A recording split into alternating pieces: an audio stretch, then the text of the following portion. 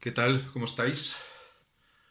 Hoy quería hablaros sobre el ruido, sobre los efectos perniciosos que el ruido genera en nuestra vida diaria.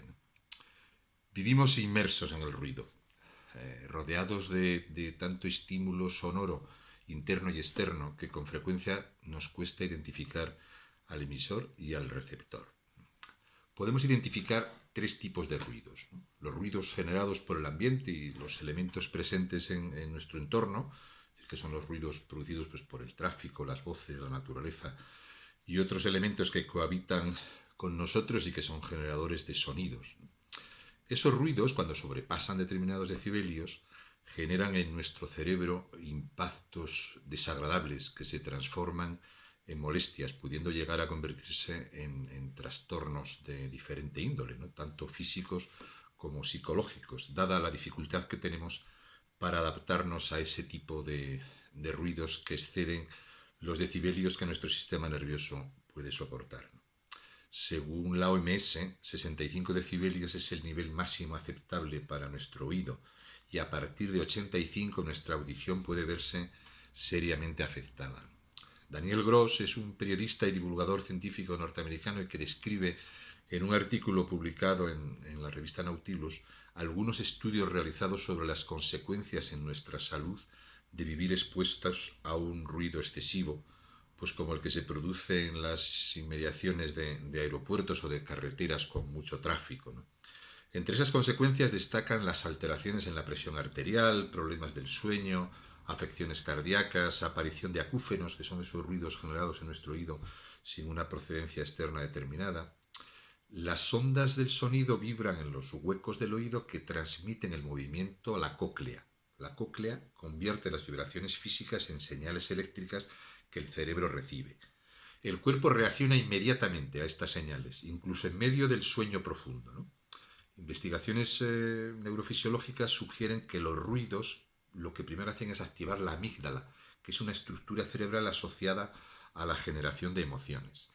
Esta activación detona una inmediata liberación de hormonas del estrés como el cortisol, favoreciendo que las personas que viven constantemente expuestas a ambientes ruidosos experimenten niveles de estrés crónicamente elevados. Un segundo tipo de ruidos no está relacionado directamente con el nivel de decibelios, pero sí con la ingente cantidad de estímulos, fundamentalmente visuales y auditivos, que nuestro cerebro recibe permanentemente viéndose sometido a una sobreexcitación.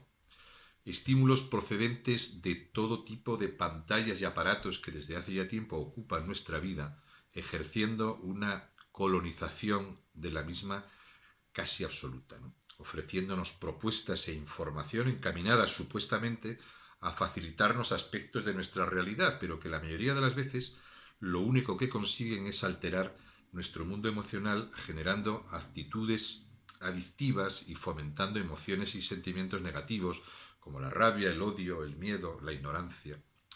Es este ruido aún más pernicioso que el primero, pues desarrolla en nosotros una dependencia nociva y como cualquier otra sustancia adictiva consigue hacernos creer y sentir que nuestro bienestar depende de la presencia de toda esa verborrea estimular de la que ya cuesta bastante desprendernos, ¿no?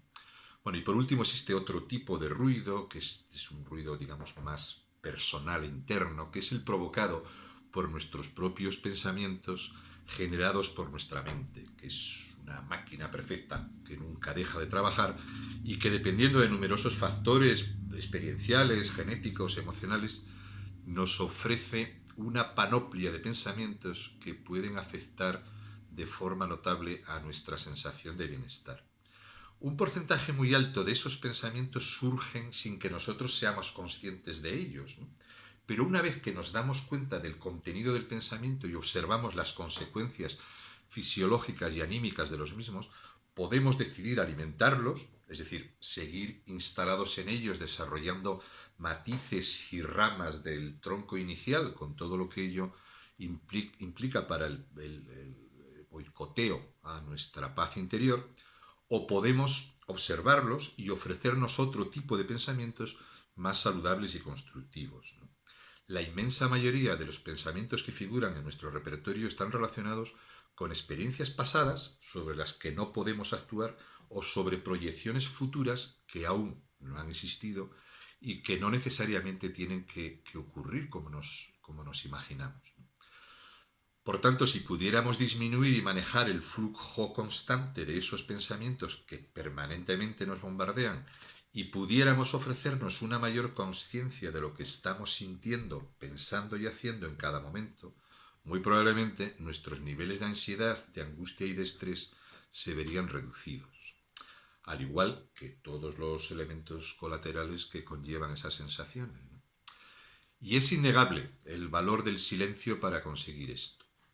Pero bueno, yo sé que no es fácil, ¿no? Estamos tan acostumbrados a todas esas referencias ruidosas que que si no las tuviéramos presentes, pues posiblemente nos sentiríamos un poco perdidos, ¿no? Es difícil desprendernos de todos esos ruidos con los que nos hemos ido protegiendo a lo largo del tiempo y que ya forman parte de nuestra piel, confundiéndose incluso con nuestra esencia, ¿no? Desvestirnos, digamos, para acercarnos más ligeros al encuentro de esa esencia es, por lo tanto, un ejercicio de cierto riesgo que no todos están dispuestos a realizar, ¿no? El peregrinaje hacia el centro del ser conlleva enfrentarse a barreras antiguas y ya muy conocidas que identificamos como protectoras y que pocas veces estamos dispuestos a franquear, porque tampoco tenemos garantías de que lo que nos vamos a encontrar sea gratificante, ¿no? Asumir ese riesgo requiere coraje y afrontar los miedos bloqueantes que nos permitirán desprendernos de las capas y corazas que hemos ido construyendo, ¿no? Suele ser difícil ya cuando decidimos afrontar esos miedos en compañía, es decir, a través de procesos terapéuticos, de búsqueda e inmersión en los que la aceptación y la empatía suelen estar presentes, ¿no? Facilitándonos ese camino. Así que, ¿qué decir cuando elegimos hacer el camino solos y en silencio, sin más compañía que nuestra propia presencia, ¿no? Al comienzo de esta experiencia, ese silencio está repleto de ecos que nos avisan de los peligros de adentrarse hacia el interior y nos inundan con cantos de sirena, sugiriéndonos abandonar el camino del silencio y regresar a lugares y tiempos conocidos, habitados por preocupaciones y rutinas que, aunque no sean gratas, son conocidas, ¿no? Y eso es suficiente. La mayoría de los caminos que solemos emprender para intentar mejorar nuestra realidad y alcanzar mayores cotas de bienestar no están exentos de dificultades y barreras. La decisión de seguir caminando dependerá del compromiso que hayamos adquirido para obtenerlo y cómo de potente sea nuestra motivación, nuestra perseverancia y nuestra fuerza de voluntad. Adentrarse en la ruta del silencio implica hacerse consciente que los beneficios y las mejoras no surgen de manera inmediata. Es más, suelen aparecer de forma lenta y nada espectacular. No es un camino para los que necesiten recolectar de manera rápida y sin esfuerzo. Es un camino pausado y consciente en el que la prisa no es buena compañera de viaje. Quizás os puede ayudar el conocer algunos de los efectos beneficiosos que se han podido observar con la práctica del silencio. Por ejemplo, pues, reduce el estrés, ¿no? Es decir, cuando estamos inmersos en una vorágine de estímulos ruidosos, tanto externos como internos, generamos una sustancia denominada cortisol que está asociada a la presencia del estrés. Al reducir esa presencia de estímulos se reduce la tensión y, por tanto, la generación del cortisol. Estimulan la regeneración neuronal. Es decir, un estudio realizado en 2013 observó que pasar unas horas en silencio diariamente hacía que las células se regenerasen en el hipocampo, ¿no? Ayuda a disminuir nuestra presión arterial y por tanto el riesgo de accidentes coronarios, ¿no? Aumenta la capacidad de atención y concentración, ayudándonos a focalizarnos en nuestra tarea y a desarrollar mejor nuestras capacidades cognitivas. Y parece que incrementa la creatividad también, ¿no? Es lo que se conoce como cognición autogenerada. Es decir, nuestra mente se libera de forma que puede comenzar a divagar, favoreciendo un estado de ensoñación más propicio para la creatividad. permite una regeneración más rápida de nuestra energía. Nuestro cerebro se regenera cuando está descansando y no está siendo estimulado de manera excesiva, ¿no? Por tanto, un tiempo de silencio ayuda a esa regeneración. Bueno, se siguen estudiando los efectos del silencio en nuestro cerebro y nuestro organismo, y cada día son más las observaciones que nos permiten inferir los beneficios de esta práctica, ¿no? Pero como toda práctica, sobre todo con aquellas en las que, en fin, no estamos muy acostumbrados, pues requiere dedicación, constancia y compromiso. Pues muchas gracias por vuestra atención. Os deseo una buena semana y que disfrutéis del silencio.